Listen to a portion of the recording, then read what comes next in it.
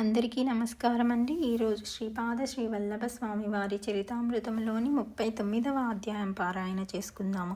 39వ అధ్యాయంలోకి వెళ్ళబోయే ముందుగా 38వ అధ్యాయంలోని కొన్ని దాని విశేషముల్ని ప్రస్తావించుకుందాము. 38వ అధ్యాయంలో బంగాళాదేశం నుంచి ఒక ఆయన వచ్చారు. ఆ స్వామీజీ గారు ఆయన బగలా మహాదేవి ఆరాధకులు. అయితే శ్రీ వల్లభుల స్వామి వారి అనుగ్రహంతో ఆయనకి శ్రీ బగలా మహాదేవిని దర్శించారు. అంతేకాకుండా ఆ శ్రీ వల్లభ స్వామి వారు ఒక దివ్యానుగ్రహంతో ఆయన ఈ స్వామికి ఈ బైరాగికి బ్రహ్మానందానుభూతినిచ్చారు మాస్టర్స్. ఆ దివ్యానందమును అనుభవిస్తూ అతను 8 రోజులు అట్లే ఉండిపోయారు. ఎంత అద్భుతమైన విషయమో చూసారా మాస్టర్స్. మనకి ఇంకా ఈ అధ్యాయంలో చాలా చాలా యోగా రహస్యాలు, చాలా అద్భుతమైన విషయాలు మనకి వివరించారు మాస్టర్స్. ఇలాంటి ఈ గొప్ప విషయాలు ఇలాంటివన్నీ మనకు అర్థం కావాలంటే మన జ్ఞానాన్ని పెంచుకోవాలి. జ్ఞానాన్ని పెంచుకోవాలంటే మనం ధ్యాన సాధన ఎక్కువగా చేయాలి మాస్టర్స్.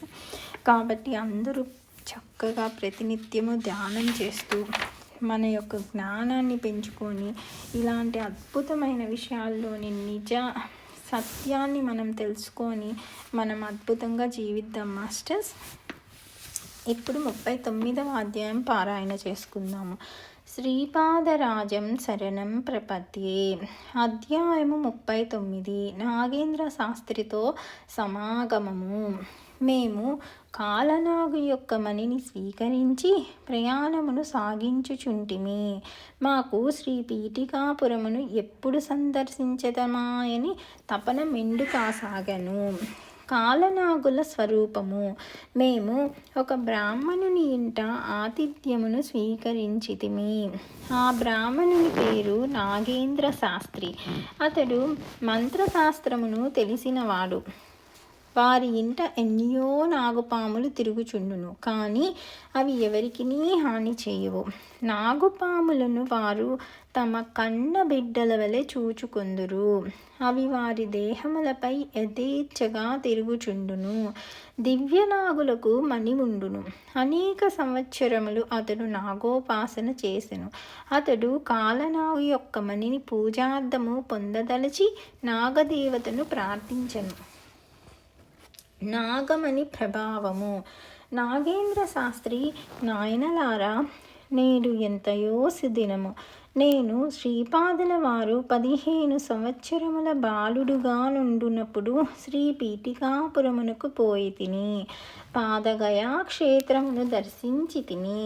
స్వయంభూదత్తుని మెడలో కాలనాగునొక దానిని చూచి తిని. దానిపై మణి ఉండెను. కాలమును శాసించడి నాగులకు కాలనాగులని పేరు. వాటికి ఖచ్చితముగా మణి ఉండును. ఆ మణి రాత్రిపూట దివ్యకాంతిని ప్రసరింపచేయుచుండును. వాటికి కుండలినీ శక్తి ఉండును. అవి మహర్షుల వలె నిరంతరము యోగ ధ్యానమున ఉండుట కద్దు.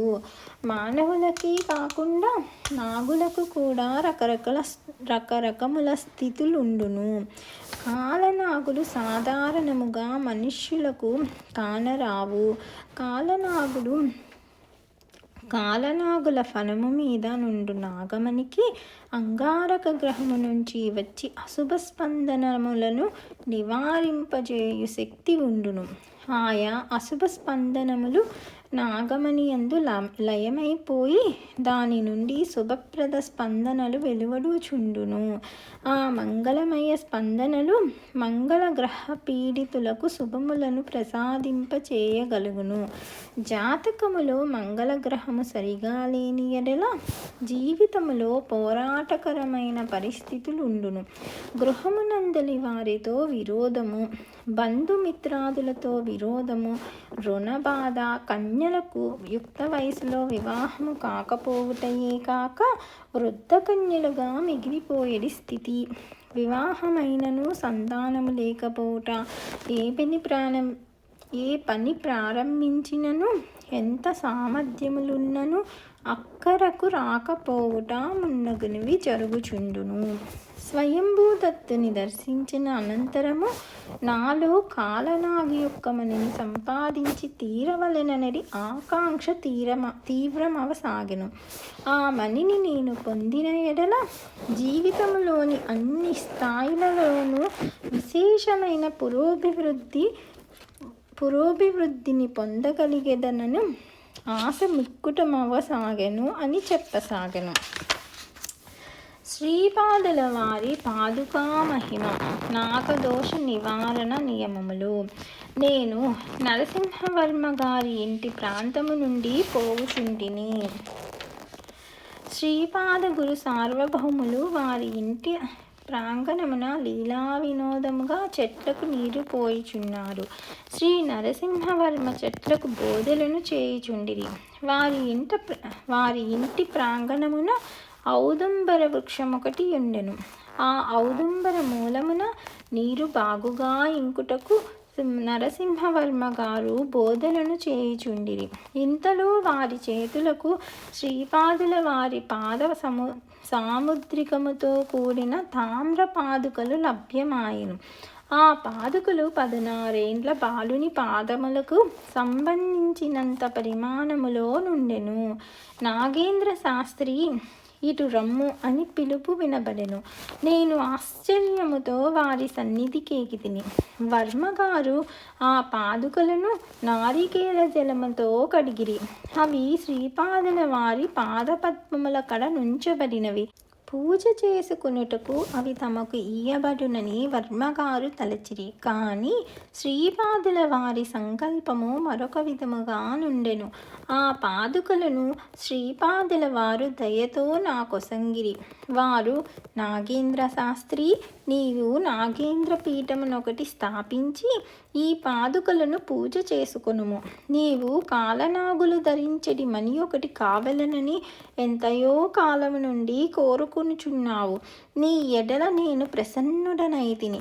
కాలనాగులు నిరంతరము తమ దివ్యమనులచే ఏ స్వామిని పూజించెదరో, ఏ దివ్య పాద పద్మములను ఆరాధించెదరో ఆ మహాస్వామిని నేనే.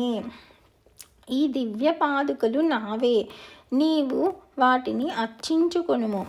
ఆదివ్యాధి పీడితులకు జనులు నిన్ను సమీపింతురు. నీవు ఈ పాదుకలను అర్చించి వారికి తీర్థమునిచ్చిన ఎడల అవి నివారింపబడును. సమస్త విధములైన నాగదోషములు హరింపబడును. నాగదోషమును శాంతింపచేయు సందర్భమున ఈయబడు దక్షిణలయందు తన భార్య యొక్క కానీ, భర్త యొక్క కానీ, పుట్టింటి వారి యొక్క సొమ్ము కానీ కలిసి తీరవలనని నిబంధనను తూచా తప్పకుండా పాటించబడవలనని తెలియుము.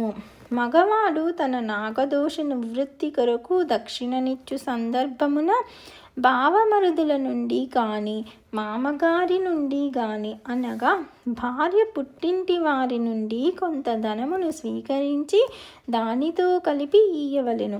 స్త్రీ తన నాగదోష నివృత్తి కొరకు దక్షిణనిచ్చు సందర్భమున తన భర్త గృహమునకు సంబంధించిన వారి నుండి కొంత ధనమును స్వీకరించి దానితో కలిపి ఇయ్యవలెను. భార్యాభర్తలు ఉభయులు నాగదోష నివృత్తి కొరకు దానము చేయునెడల ఉభయుల పుట్టింటి వారి సొమ్మును కలిపి ఇయ్యవలెను. భర్త తన స్వార్జితము నుండి, భార్య తన స్త్రీధనము నుండి లభించిన ద్రవ్యమును కలిపి ఇయ్యవలెను. ఒకవేళ కన్య తను నాగదోష పరిహారము కొరకు దానము చేయునెడల తన తండ్రి యొక్క ద్రవ్యమును, అదే విధముగా మేనమామ వరుస అయిన వారి నుండి కొంత ద్రవ్యమును కలిపి ఇయ్యవలెను. ఈ విధముగా చేసిననే నాగదోషము పూర్తిగా నివారింపబడును. నాగదోష పరిహారార్థము ఎవరైనను సరే పుట్టినింటి వారి సొమ్ము కలపనిదే పరిహారము పూర్తి కాదని నిబంధనను ఏర్పరిచితిని. నాయన నాగేంద్ర శాస్త్రి, నా యొక్క ఈ వచనములను తూచా తప్పకుండా పాటించుము. లోక కళ్యాణార్థము నీ యొక్క నాగశాస్త్ర వైదుష్యమును ఉపయోగించుము. దత్తారాధకులకు కలిగే విశేష ఫలితము. కాలాంతరమున శంకరభట్టు ధర్మగుప్తులను వారలు నీ వద్దకు వచ్చెదరు. అంతవరకు నీవారాధించిన ఈ దివ్య పాదుకలను వారి కొసంగి వారి నుండి కాలనాగుల యొక్క ఒకానొక దివ్యమణిని నీవు స్వీకరింపుము. శరీర ధర్మములకొక కాలముండును, మనస్సునకొక కాలముండును, ప్రాణమునకొక కాలముండును, ఆత్మనున్నది కాలాతీతముగా నుండును. ఆయా గ్రహ నక్షత్రాదులుండు వరకు ఆయా కాలములు ఉండును. వృద్ధి క్షయములు కాలాధీనముగా జరుగుచుండును. అనేక బ్రహ్మాండములు పుట్టి వృద్ధి నుండి కొంతకాలము స్థితి అందుండి తిరిగి విలయమును పొందుచుండును. అనేక బ్రహ్మాండములు పుట్టి వృద్ధి నుండి కొంతకాలము స్థితి అందుండి తిరిగి విలయమును పొందుచుండును. ఇది అంతయును కాలమహిమయే. అటువంటి కాలస్వరూపము నా ఆధీనమై ఉన్నది. నన్ను ఆరాధించు వారికి కాలపురుషుడు సదా అనుకూలించుచుండును. భూత ప్రేత పిశాచాది మహాశక్తులు కూడా దత్తారాధనను చేయువారిని ఏమియును చేయజాలవు. ఈ సృష్టి అందున్న ప్రాణులన్నింటికంటేనూ కూడా నేను బలవంతుడను. నా నుండి బలమును పొంది జీవరాశులు వృద్ధి పొందుచుండును. గర్వముంచి మదోన్మత్తులైన ఎడల వారి యందున్న నా బలమును ఉపసంహరించెదను. గర్వమును అహంకారమును అన్ని అనర్థ స్వరూపములకును కారణభూతమై ఉండును. నన్ను ఆరాధించుచు సదాజ్ఞప్తి యందుంచుకొను వారలు నిత్య సంతుష్టులై ఆనందముతో నుందురు అని విశదపరిచిరి. ఆ మహాపురుషుడు వర్మగారింట నాకు భోజనము ఏర్పాటు చేసిరి. వర్మగారు అన్నదాన ప్రభువులు. దత్తప్రభువునకు అన్నదానమనిన బహుప్రీతి. ఏ జీవి ఆకలి బాధతో నున్నను వారికి కొరతగా నుండును. వారు సర్వభూత హితంకరులు. శ్రీ మహాస్వాముల నుండి సెలవు కైకొని నేను వెడలిపోయి తిని. మీరు చూచడి ఈ స్థలమున ఆశ్రమమును కట్టుకొంటిని. నా వద్దకు వచ్చిన వారందరకును వారికి తగిన వర్ణాశ్రమ ధర్మములను గూర్చి బోధించుచుందును. ఇంతలో నా భార్య మరణించెను. నేను చింతాక్రాంతుడనైతిని. ఒక మంగలివాని భార్య పాముకాటుచే మరణించెను. నాకు తెలిసిన నాగవిద్య వలన ఆ పామును రప్పించి పాము విషమును తీయించి తిని. అయితే మంగళవాని భార్య తిరిగి ఆ శరీరములో చేరుటకిష్టపడలేదు. ఆమె ప్రాణమయ జగత్తునందు యథేచ్ఛగా విహరించుచు జనులను ఆవహించి వారు దుఃఖించునప్పుడు ఆనందింపవలెనని సంకల్పించెను. మంగళివాడు తన భార్యను బతికించవలసినదని ప్రార్థించెను. అంతట వానితో నేనిట్లంటిని, చనిపోయిన నా భార్య ఆత్మను ఈ శరీరములో ప్రవేశపెట్టదను.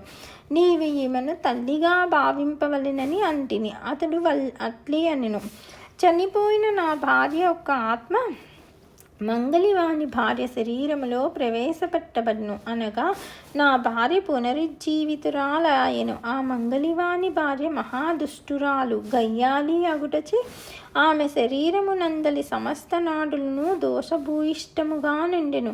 ఆ దోషభూయిష్టమైన శరీరము నందుండుట నా భార్యకు కంపరముగా నుండెను. ఆమెకు శరీరమున మంటలుగా నుండెను. తీవ్రమైన బాధతో నుండెను. ఈ శరీరమును విడిచి వెళ్ళిపోయేదనని ఆమె పదే పదే కోరుకొనుచుండెను.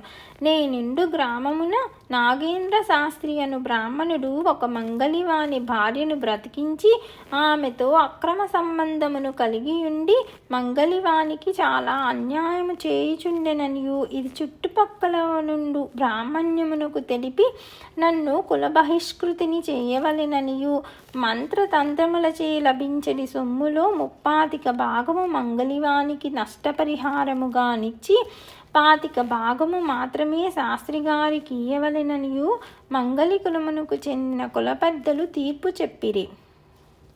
నా పరిస్థితి సంకటప్రాయముగా నుండెను. నేను విషయమును వివరించి చెప్పినను నా మాట వినువారెవరునూ లేరు. మరణించిన మంగళి భార్య కొంతమంది ఆడువారి వంటి మీదకు వచ్చి తాను మరణించిన శాస్త్రిగారి భార్యననియు తాను శరీరమును విడిచి ఉండిన ప్రేతాత్మననియు తన భర్త చేయు అకృత్యములను నిలుపుదల చేయవలసిన బాధ్యత మంగళికుల పెద్దల మీద కలదనియూ చెప్పుచుండెను. వారందరూ క్రోధావేశపూరితులై నన్నును ఆ మంగళికాంతను కూడా హత్య చేసేదమని బెదిరించుచుండిరి. నేను శ్రీపాదుల వారి శరణ్జొచ్చి తిని.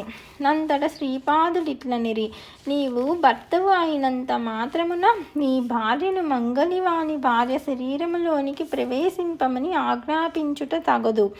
అంతేకాకుండా నీవు నీ మంత్రశాస్త్ర విద్యతో బాధితులకు ప్రతిఫలాపేక్ష లేకుండా సేవ చేయవలెను. నీవు ధనమును ఆశింపరాదు. వారు సంతోషముగా ఇచ్చునది స్వీకరించవలెను. నేను శ్రీపాదుల వారి ఆజ్ఞలను పాటించి తిని. తదుపరి నా భార్య ఆత్మ ఆ శరీరమును వీడెను. ఆ శరీరము దహనము చేయబడెను. శ్రీపాద శ్రీవల్లభులకు జయము జయము.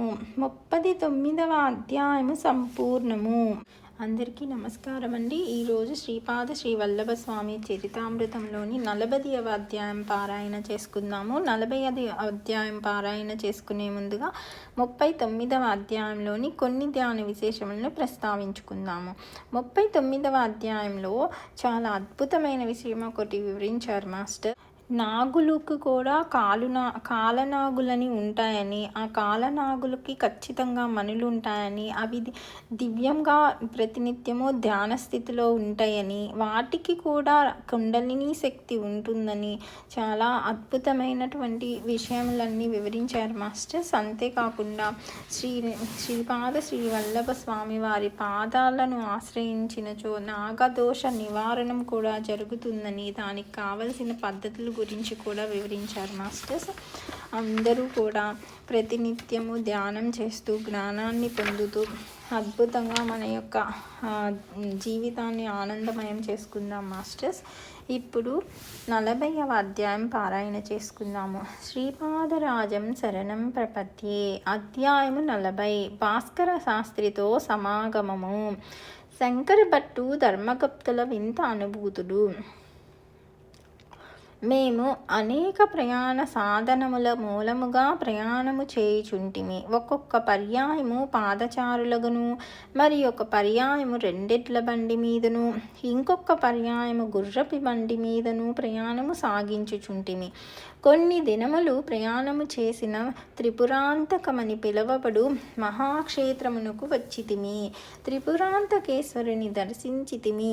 దివ్యానుభవము తెలుపవలనన్న నాకు మిక్కుటమైన అనుభవములు కలుగుచున్నవి. మా వద్ద శ్రీచరణుల దివ్య పాదుకలున్నవి.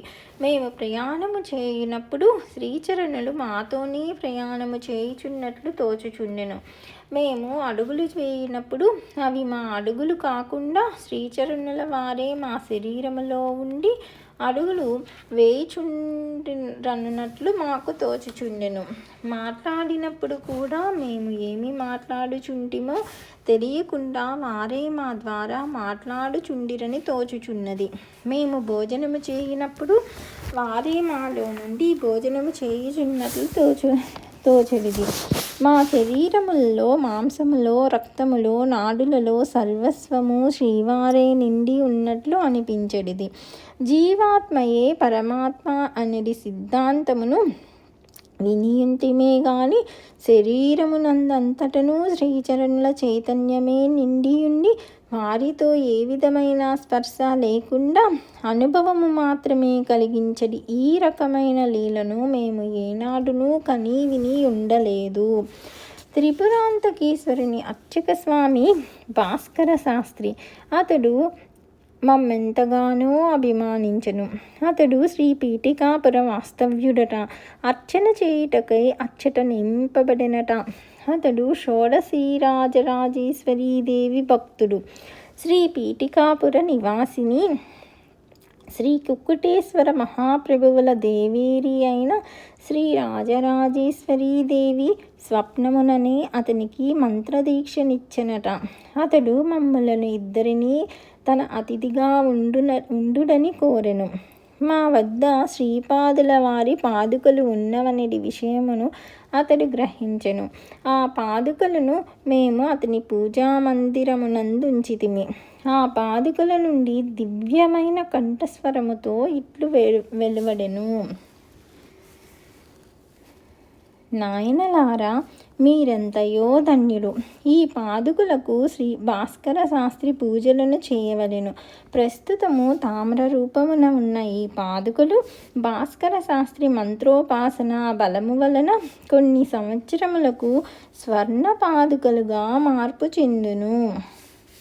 హిరణ్యలోకమునందలి మహాపురుషులు కొందరు వాటిని హిరణ్యలోకమునకు తీసుకుని పోయి అర్చనాధికములు చేసెదరు. తరువాత వాటిని కారణలోకమునకు తీసుకుని పోయెదరు. తదుపరి మహాకారణలోకమునందున్న నా వద్దకు తీసుకుని రాబడును. నా పాదుకలను నేను స్వయముగా ధరించెదను.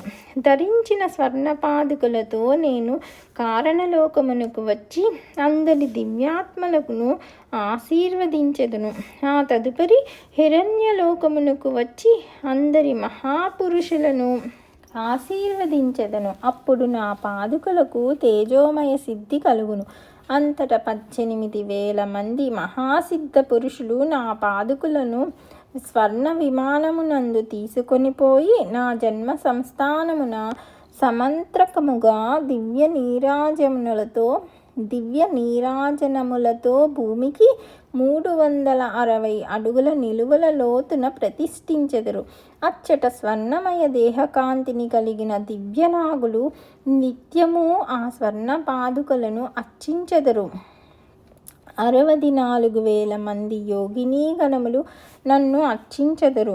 ఆ పాదుకలను స్వర్ణమయమైన సింహాసనముపై నుంచెదరు. ప్రతినిత్యము యోగినీ గణములు ఋషి సంగములచే పరివేష్టింపబడి నేను అచ్చటనే దర్బారు చేసెదను. ఆ భూమిని అంటిపెట్టుకొని ఉండి మరి ఒక కొలతలతో అదృశ్య అగోచర పరిస్థితులలో స్వర్ణపీఠికాపురమనున్నది యుండును.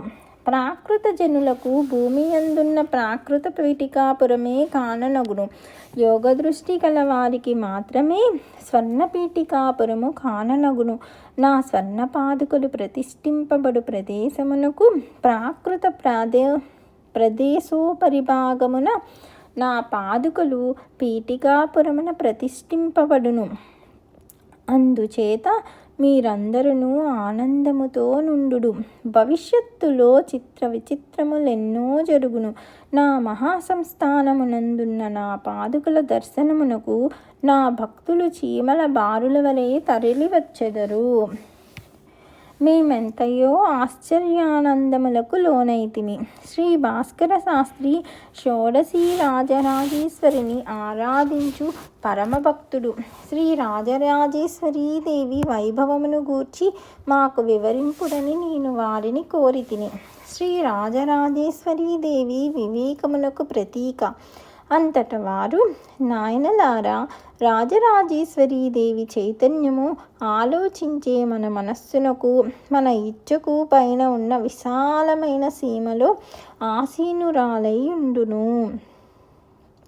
ఆమె చేయు శుద్ధి కార్యక్రమేమనగా మనము ఆలోచించే మనస్సు సాధారణముగా మేధాశక్తిగా మారిపోవుచుండును.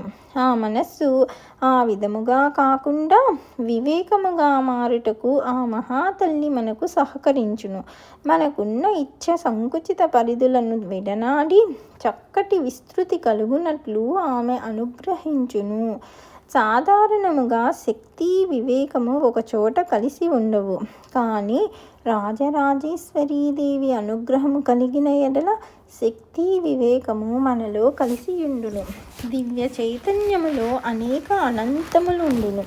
వాటికి మన మనస్సు తెరుచుకున్నట్లు ఆమె చేయును.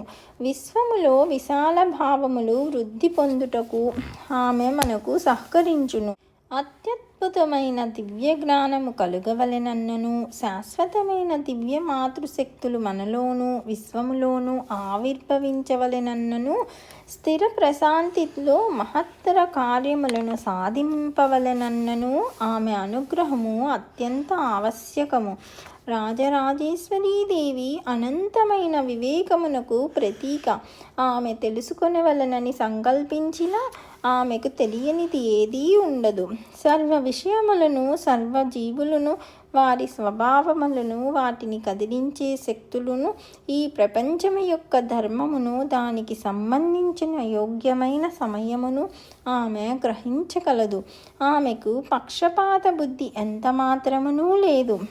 ఆమెకు ఎవరి పట్ల అభిమానం కానీ ద్వేషం కానీ ఉండవు.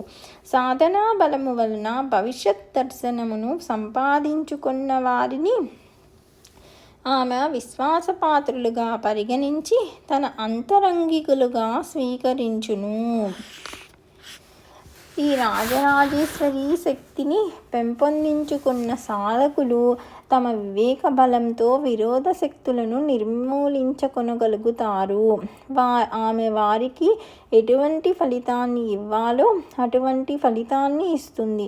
ఆమె విశ్వంలో దేనితోనూ అనుబంధం పెట్టుకోకుండా, అంటే అసంగత్వాన్ని కలిగి ఉంటుంది. ఆమె ప్రతి వారితోనూ వారి ప్రకృతిని బట్టి, అవసరాన్ని బట్టి, సామర్థ్యాన్ని బట్టి వ్యవహరించగలుగుతుంది. రాజరాజేశ్వరీ దేవి తన ఇచ్ఛను ఎవరి మీదనూ బలవంతముగా విధించదు. పరిణామానికి సమ్మతించిన వారికి తగ్గట్టుగా ముందుకు నడిపిస్తుంది. అజ్ఞానులను వారి అజ్ఞాన మార్గాలలోనే పోనిస్తుంది. అటువంటి వారు పెంచి పోషించుకుంటున్న స్వతంత్రాన్ని ఆమె మన్నిస్తుంది. వారు బాగుపడినా చెడిపోయినా ఆమె పట్టించుకోదు. ఆమె కరుణ అంతులేనిది, తరిగిపోనిది. ఆమె దృష్టిలో అందరూ తన బిడ్డలే. అసురులను, రాక్షసులను, పిశాచాలను సహితము ఆమె తన బిడ్డలుగానే పరిగణిస్తుంది. మానవుల దయగలాగా ఆమె దయ గుడ్డిది కాదు. ఆమెకు ఎంత దయ ఉన్నా వివేకమును మాత్రము కోల్పోదు. పరమాత్మ ఆజ్ఞాపించిన మార్గం నుండి ఆమె ఏమాత్రము వైదొలగదు. ఆమె ప్రయోగించే శక్తికి జ్ఞానమే కేంద్రము. అందుచేత మనము ఆమె అనుగ్రహాన్ని పొందితే సత్యం బయటకు రప్పించబడి మనకు సత్య జ్ఞాన బోధ జరుగుతుంది. ఆమె శక్తిని మనము పొందాలంటే కర్తవ్య దీక్షను, సత్య శోధనను ఎడతెగకుండా అవలంబించాలి. అప్పుడే మనము ఆమెచే అనుగ్రహించబడతాము. నేను పీఠికాపుర వాస్తవ్యుడనైన కారణమున, శ్రీపాదుల వారి దయకు పాత్రుడనైన కారణమున రాజరాజేశ్వరి దీక్షలో సఫలీకృతుడైనాను. ఈరోజు నాకు దీక్షా సమయము, ఎక్కువసేపు ధ్యానంలో గడపవలసిన సమయము. శ్రీపాదుల వారు ఏ పరిస్థితుల్లో పీఠికాపురము నుండి బయలుదేరి సంచారమునకు వచ్చినారో రేపు మీకు తెలియజేసెదను. మీరు ఇచ్చటకు వచ్చుటకు పూర్వము శ్రీపాదుల వారు నేను సమర్పించిన పులిహోరను కొద్దిగా స్వీకరించినారు.